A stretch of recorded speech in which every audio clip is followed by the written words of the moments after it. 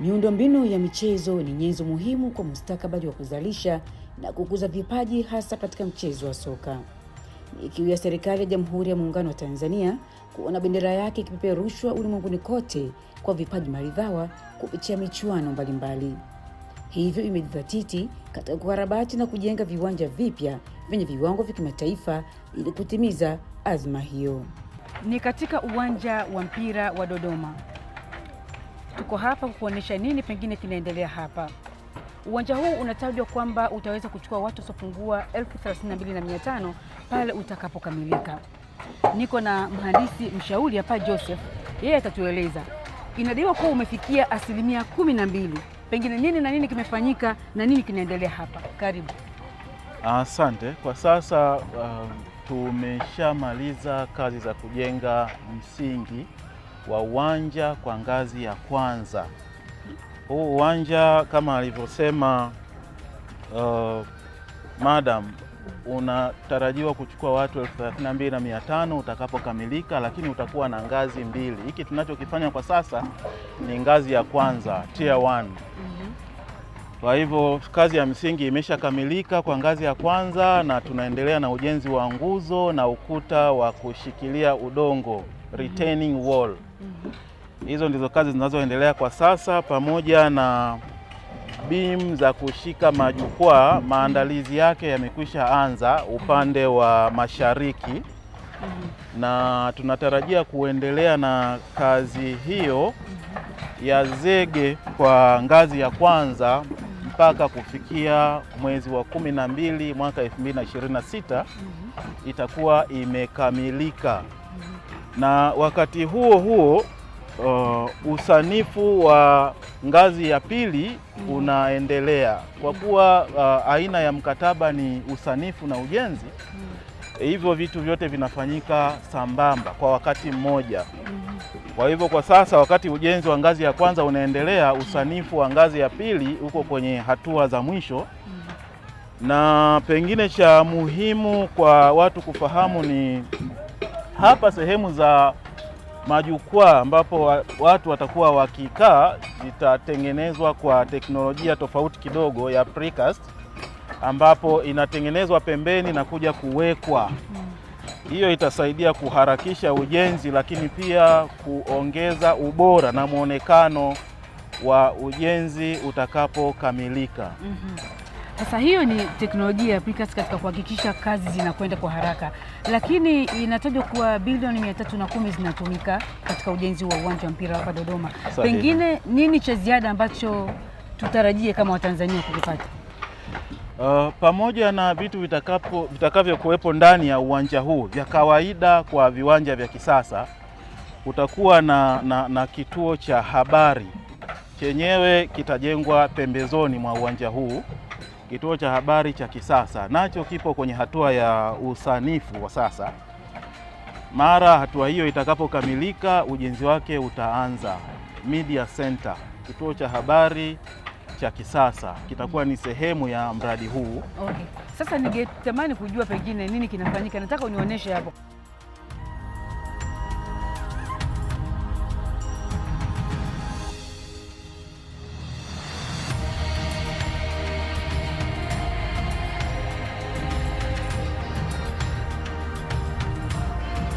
Kwa sasa kinachoendelea ni tumesema msingi umeshakamilika. Hii sehemu unayoiona hapa yenye rangi nyeusi ni msingi. Hii maana yake ni zege imeshafanywa. Sasa ili kuilinda zege huwa tunapaka hii rangi nyeusi inaitwa bituminous paint.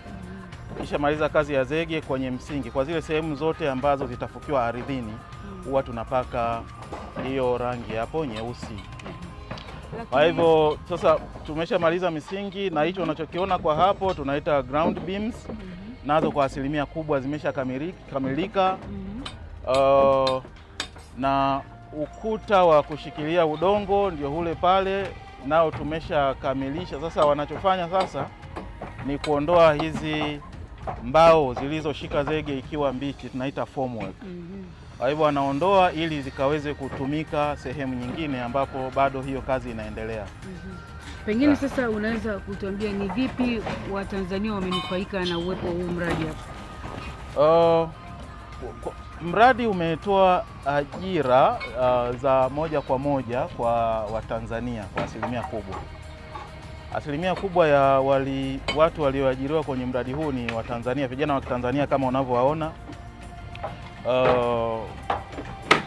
Kampuni ni ya kigeni, contractor ni mgeni na consultant kwa maana ya mhandisi mshauri pia ni mgeni, lakini mimi pia natoka upande wa mhandisi mshauri. Kwa hivyo sisi ni mojawapo wa Tanzania ambao tumenufaika na uwepo wa mradi huu katika usimamizi, lakini katika utendaji kazi unaweza kuona vijana wa Kitanzania wenye ujuzi na wasio na ujuzi wameweza kunufaika kwa kupata ajira. Na katika kilele cha kazi tunatarajia kuwa na watu wasiopungua 1000. Wengi wao zaidi ya 95% watakuwa ni Watanzania wa ngazi mbalimbali. Umemsikia mhandisi mshauri akitueleza kwamba mpaka mradi utakapokamilika takribani vijana 1000 watakuwa wamenufaika na mradi huu, lakini katika asilimia 12 za sasa inaelezwa kuwa tayari vijana 184 wamenufaika na mradi huu. Nataka tuwasikilize pengine nini wao hasa wamekipata kutoka katika mradi huu wa uwanja wa mpira wa Dodoma. Hebu tuambie pengine ni kipi hasa wewe umefaidika nacho kwenye mradi huu? Kwanza kabisa naitwa Simon Daudi Kitundu. Nipo hapa kwa ajili ya hii kazi ya mradi wa ujenzi wa uwanja wa mpira. Nipo hapa kama form worker, nafanya kazi za form work na nanufaika kwa sababu sikuwa na ajira, lakini sasa hivi nina ajira. Kwa hiyo ni tayari na kipato na familia yangu inafaidika kupitia kipato ninachokipata mahali hapa. Pengine sasa baada ya mradi huu kuisha, wewe utakuwa umefaidika na ujuzi gani hasa ambao pengine hukuwa nao? Nitakuwa nimefaidika na ujuzi mwingi kwa sababu hapa tupo tunafanya kazi, lakini tunakutana na mainjinia tofauti, hawa wa kigeni na hawa wa kwetu hapa Tanzania. Na pia mimi kwa sababu ni form worker na wenzetu wametoka kule ni maform worker, manake kuna baadhi ya technique ambazo zinatumika kwenye kazi yetu ya form worker napata kutoka kwao. Huyu ni mmoja. Hebu tumsikilize mwingine naye pengine nini hasa kanufaika nacho. Kwa majina anaitwa George Elias Nyami. Nipo hapa katika mradi wa ujenzi wa uwanja wa michezo Stadium Dodoma. Kutokana na uwanja huu tumefaidika vitu vingi kwa jamii, mazingira yanayotuzunguka, familia pia, ongezeko wa ajira katika vijana. Kwa mfano kama mimi mwanzo nilikuwa sina ajira baada ya kutoka shule, ila toka nimekutana na project hii nimefaidika kiuchumi katika familia, watoto kwenda shule na mengineyo. Pia mengi tunayojifunza kutokana na wenzetu, maana nilipotoka huko sikuwa na idea. Nimekuja hapa nimejifunza, kama sasa hivi ni steel fixer, also najifunza carpenter, mason pia. Nimebahatika kukutana na engineer wa kike hapa anaitwa Upendo. Yeye atatuambia pengine ni namna gani hasa amefaidika na uwepo wa mradi huu. Nashukuru. Kwa majina yangu naitwa Engineer Upendo Yusuf Chaz. Ni site engineer kwenye mradi huu wa ujenzi wa uwanja wa mpira. Mimi kama engineer wa kike, kwa kweli mimi ni mnufaika mojawapo wa huu mradi kwa sababu nimepata nafasi ya kushiriki katika ujenzi wa huu mradi, lakini pia nimepata nafasi ya kukutana na maengineer ambao ni maexpert. Kwa hiyo nina nafasi kubwa zaidi ya kujifunza, kuishia pale nilipokuwa najua na kuendelea zaidi. Lakini kitu kingine, sio mara zote huwa tunapata ujenzi wa uwanja wa mpira. Kwa hiyo inaweza ikawa ni opportunity ya mara moja au mara mbili in a lifetime. Kwa mimi pia ninakuwa nimepata nafasi ya kushiriki katika ujenzi wa uwanja wa mpira. Labda mimi nataka kujua pengine uwepo wako hapa kwenye mradi huu mkubwa. Nini hasa wewe kama umekipata? Kwanza kabisa tunaita ni exposure. Maana yake ni kuna vitu ambavyo viko specific kwenye ujenzi wa uwanja wa mpira ambavyo labda havipatikani kwenye majengo mengine. Kwa moja kwa moja ninaweza kushiriki na kujifunza zaidi na kuwa competence kwenye ujenzi wa maeneo kama hayo. Cha kwanza. Lakini cha pili pia hapa kuna mataifa mengi. Kuna Waarabu na kuna Wazungu.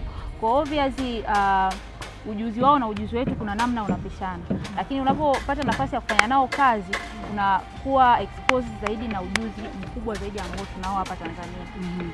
Huyu ni mhandisi Upendo, lakini sio peke yake yuko hapa, wako wanawake wengine. Naenda kukuonesha wewe mwingine naye uone nini hasa atatuambia ambacho yeye amefaidika nacho. Habari yako? Salama, kwema. Kwema, unaitwa nani? Naitwa Josephina Amos Matias. Hebu niambie Josephine, wewe pengine ni vipi umenufaika na mradi huu wa ujenzi wa uwanja wa Dodoma? Kwa kweli namshukuru Mungu, kwenye huu mradi nimenufaika vitu vingi. Nimepeleka watoto wangu shule. Nilikuwa na nyumba ndogo, lakini sasa hivi namshukuru Mungu nimeongeza kachumba kamoja. Kwa namshukuru Mungu, huu mradi nimenufaika kwa kweli. Mbali na faida hizo, pengine umejifunza nini? Nimejifunza mambo mengi. Yaani kwa sasa nimejifunza vitu vingi sana. Naweza hata nikapewa nyundo wakaniambia gonga hapo msumari, naweza kugonga. Naweza nikapewa pinza kwamba funga nondo, nikafunga. Kwa hiyo nimejifunza vitu vingi sana. Sawa. Huyu ni Josephine, anasema ni mengi amejifunza hapa. Anaweza akapewa nyundo, akakamata nondo, yote yanaenda. Kwa hiyo tuendelee kujifunza na tuendelee kujifunza kutoka kwa Josephine, kwa sababu yeye tayari amejifunza, na pia unaweza kujifunza kupitia miradi mingi ambayo inaendelea hapa nchini. Mtazamaji, katika mradi mkubwa kama huu unapofanyika, hapakosekani msimamizi wa usalama mahali pa kazi. Niko na Advera hapa ambaye ni msimamizi wa swala zima la usalama. Atatueleza ni vipi anahakikisha anatekeleza wajibu wake huo kwa ufasaha. Karibu. Asante. Kwa majina naitwa Advera Daniel, ni HSE officer katika mradi wa Dodoma Stadium. Katika mradi wa Dodoma Stadium tunahakikisha tunafanya compliance ya OSHA. Tuna comply mambo yote ya OSHA ambayo wanahitaji. Tunafanya inspection kila siku na kuripoti matukio mbalimbali. Kwa kucomply mambo ya OSHA, pia tuna comply na safety rules zipo katika maeneo yetu ya kazi. Tunahakikisha wafanyakazi wote wanafanya kazi katika maeneo salama. Tunaepuka vihatarishi vyote vilivyo katika maeneo ya kazi. Pia tuna kazi za juu kama vile ambavyo mmeona, tunahakikisha wafanyakazi wote wanavaa mikanda na kuhook kwenye platform. Hiyo inahakikisha wafanyakazi wote hawawezi kupata majeraha wanapokuwa katika kazi za juu. Also pia tunahakikisha wafanyakazi wetu wana vifaa kinga ambavyo vinawasaidia kujikinga na vihatarishi ambavyo vinapatikana maeneo ya kazi. Kwa upande wa usalama kwenye kampuni, kwa kweli umezingatiwa, na tunashukuru Wizara ya Michezo kwa ajili ya kuwa na sisi kutufuatilia kwenye mambo ya usalama mahali pa kazi. Kiwanja hiki cha mpira cha Dodoma ni kati ya viwanja 6 vikubwa hapa nchini Tanzania, ikiwepo Amani, Gombani, Nafumba, Mkapa na Arusha.